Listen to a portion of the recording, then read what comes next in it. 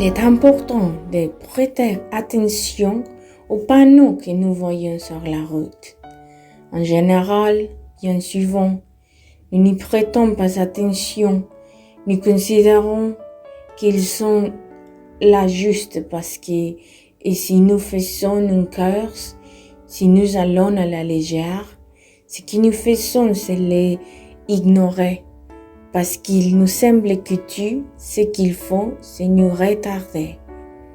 Mais si nous y prêtons attention, ils pourront nous sauver la vie. Alors, il est important d'apprendre à observer, d'apprendre à écouter attentivement, d'apprendre à discerner ce que Dieu place devant nous quotidiennement, d'arrêter de critiquer parce que nous ne comprenons pas, et plutôt de prier Dieu de nous donner la clarté et la matière. La clarté pour prendre les bonnes décisions et ne pas se laisser emporter par l'émotion ou de penser que ce que j'attendais et que c'est déjà venu et que c'est Dieu qui l'a envoyé. Ou d'appeler bénédiction, c'est qui n'est pas vraiment une bénédiction et qui ne vient pas du Seigneur. Parce que nous pouvons avoir de bonnes choses devant nous, mais en fin du compte, ce n'est pas tant ce qui va nous affecter sur le moment, mais dans ce qui vient après. Ainsi, appeler la bénédiction à ce qu'elle n'est pas vraiment est une erreur. Ce n'est pas que nous l'aimons, mais qu'elle est bénéfique pour nous, pour ceux que nous entourons, pour notre famille, parce que la Bible dit, tu t'es licite pour moi, mais tu n'es pas bon. Tu t'es licite pour moi, mais tu n'édifies pas. Donc, nous devons apprendre à séparer même ce que nous considérons comme bon, mais après un certain temps, il deviendra un obstacle ou une pierre d'achoppement pour nos vies. Avez-vous déjà entendu l'expression « la confiance tue la confiance » ? Chaque fois que je l'entends, cela me fait rire. Mais je pense qu'il cache une grande vérité. C'est la même chose que la Bible nous enseigne dans le livre de Proverbes. Lorsqu'il nous dit « Fais confiance à l'Éternel de tout ton cœur et ne t'appuie pas sur ta propre intelligence. Dans tous les voies, reconnais-le et il aplanira tes sentiers. » La Bible nous donne les conseils. Fais attention quand tu veux t'appuyer sur ce que tu considères comme bon. Quand tu veux être sûr de toi, fais attention car tu peux trouver des grandes surprises. Et encore plus quand dans notre cœur, Dieu ne demeure pas. Et que nous voulons continuer à avoir le contrôle de toutes les situations. Parce qu'un corps qui n'est pas aligné sur la volonté de Dieu est un cœur trompeur et perverse, est inconstant aussi. Cela est emporté par les émotions et par les situations du moment. L'excès de confiance peut souvent être nuisible. Je pense que cela nous arrive très souvent, et surtout avec certaines situations dans lesquelles nous croyons que rien de mauvais ne va arriver. Regardez, parfois, nous pensons à tort quand nous disons non. Rien de mauvais ne va m'arriver, parce que Dieu est avec moi. Jusque-là, tout va bien. Quand vous avez confiance en Dieu, bien sûr qu'il est avec vous. Bien sûr, le problème et que Dieu n'approuve pas le fait qu'il soit avec vous.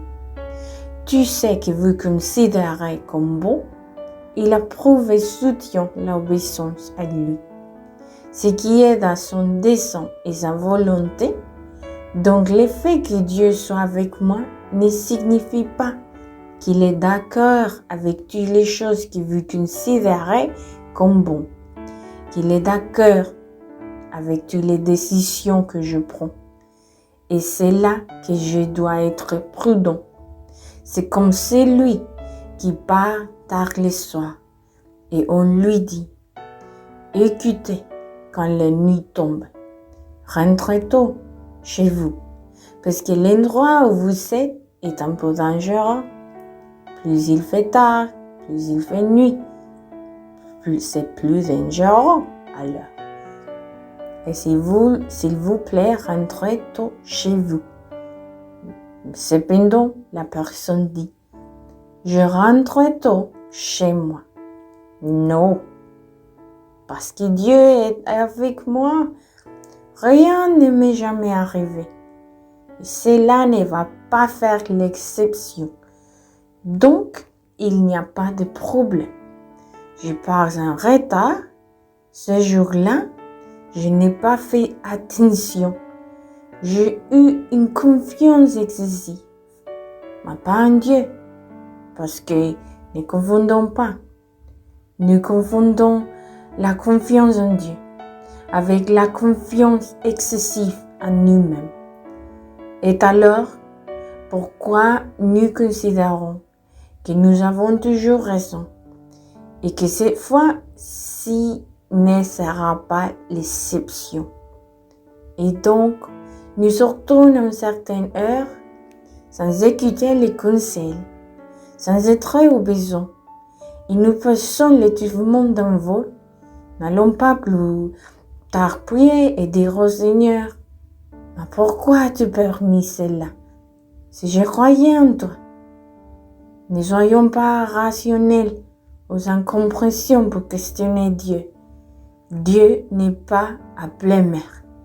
Il a placé des panneaux sur la route. Il a placé des gens qui nous ont avertis. Cependant, nous n'avons pas voulu écouter à cause de notre entêtement ou à cause de notre orgueil. Un autre exemple que je puis vous donner est que, par exemple, le corps humain, notre propre corps, quand une maladie vient, il vient pour nous avertir, pour commencer à placer des signaux en nous que nous devons les correctement, pour réaliser qu'il y a quelque chose dans notre corps qui ne fonctionne pas bien. Il nous avertit que nous ne faisons pas attention parce que nous laissons passer une petite douleur, un petit inconfort. Nous laissons passer encore et encore. Et que nous venons à voir que la douleur devient plus aiguë, elle devient plus forte. Nous allons chez les médecins. Le médecin nous dit alors, écoutez, vous avez cette maladie ou cela vous est arrivé. La question est, c'est arrivé du jour au lendemain? Non. Apprenez quelque chose d'important. Rien ne se fait du jour au lendemain.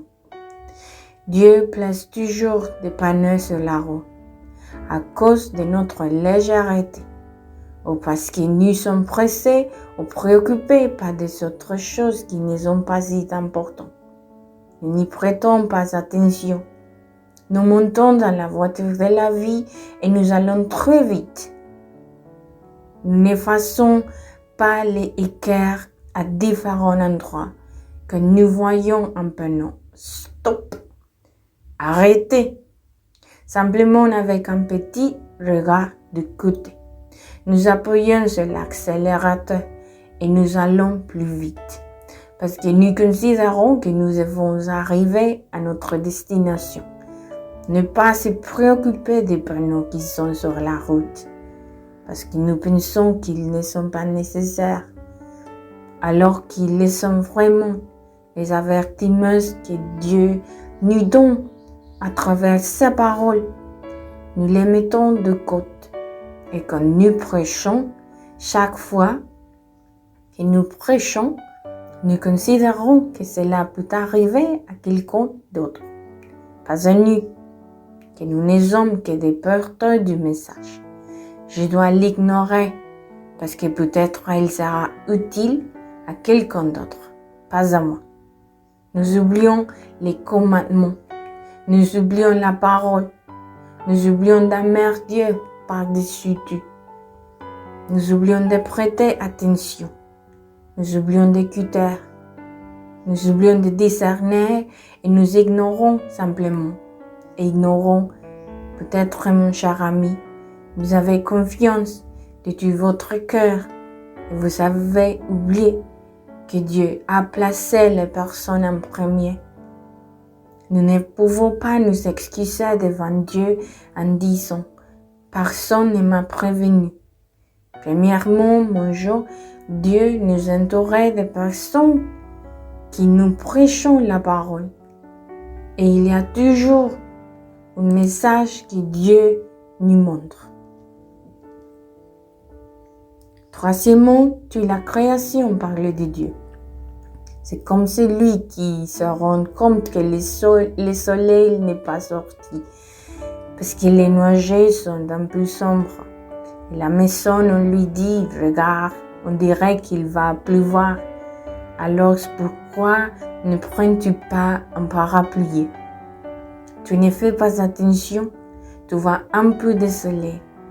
Tu dis que ces nuages ne sont pas suffisants. Alors tu fais confiance, tu sors. Tu n'as même pas pris le parapluie. Tu as juste dit, non, il ne va pleuvoir aujourd'hui. Et quand tu viens voir, tu fais juste le premier pas hors de ta maison. Et il se met à pleuvoir si fort que tu es complètement mouillé. Alors, tu te mets en colère et tu rentres à la maison tout énervé en disant « Mais il ne semblait pas, c'est que tu t'es laissé emporter par toi-même et tu n'as pas appris à écouter. » Papa, maman, je vous parle. Et j'espère que vous m'entendez maintenant. Il y a des signes que vos enfants montrent et vous ne faites pas attention à eux. Que vous attendez beaucoup d'abus chez les enfants. Se produisent parce qu'il y a un excès de confiance dans les parents, même dans les personnes qui considèrent des amis proches, de la famille ou des parents. Votre enfant commence à être renfermé, à détourner les regards, ne sourit plus, ne joue plus, ne veut plus partager, est faible dans ses études. Et pourtant, la première chose qui vous vient à l'esprit, il a rien dit, il est calmé. C'est qu'il est parfois, non. Vous devez parler à vos enfants. Vous vous rendez compte que le comportement n'est pas normal. Et vous savez ce qui est le plus terrible de tout, que parfois les gens vous le disent. Je les vois mal, je les vois avec d'autres amis. Et quand ils rentrent à la maison, tu te rends compte toi-même des exacts. Mais tu les niais dans la tête. Regarde, et le fait que tu niais les situations dans ta tête ne veut pas dire qu'ils ne sont pas comme ça, qu'ils n'existent pas. Ok? Ça ne signifie pas qu'ils ne sont pas ainsi, mes chers amis. S'il vous plaît, ne venez pas plus tard pour dire adieu, parce que vous ne m'avez pas montré à temps. Ce que vous ne vouliez pas voir, c'est différent. Peut-être que vous ne vouliez pas voir. Peut-être que vous vouliez éviter l'inconfort de réaliser ce qui s'est passé et la nier. La même chose nous arrive avec nos enfants. Cela arrive avec votre femme, avec votre mari, avec la famille ou quelque chose dans la société. Parce que c'est la personne qui vous aime et vous commencez à dire « Mais je ne peux pas imaginer qu'il me fasse ça. Alors je préfère le nier et dire non. Ce n'est pas bien. Ce n'est pas bien. » Voilà. Et je vais terminer avec cette histoire. Et j'espère avec l'aide de Dieu que cela vous a atteint. Et qu'au moins, nous pouvons nous réveiller et dire « Seigneur, aide-moi. Parce que je ne veux pas que mon fils ou ma fille soit perdu ou que ma maison soit endommagée. Vous êtes à l'heure. Dieu vous montre les signes. Apprenez à les voir et priez Dieu de vous donner la sortie et de vous montrer la sortie, qui est la façon de résoudre les situations. Parce que sans lui, nous ne pouvons rien faire.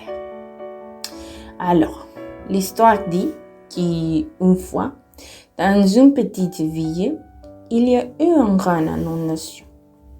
Alors, au milieu de cette inondation, la personne qui avait confiance en Dieu a commencé à prier et à demander à Dieu de l'aider. Aidez-moi au milieu de cette inondation. Ne me laissez pas mourir. Alors, il est monté sur le toit de sa maison et a commencé à demander de l'aide. Et à peu près, un bateau est arrivé. Et disons, venez à bord, je vous emmène. Mais cette personne a dit, non, parce que je demande de l'aide de Dieu. Je sais qu'il va descendre du ciel. Quelque chose de surnaturel va se produire.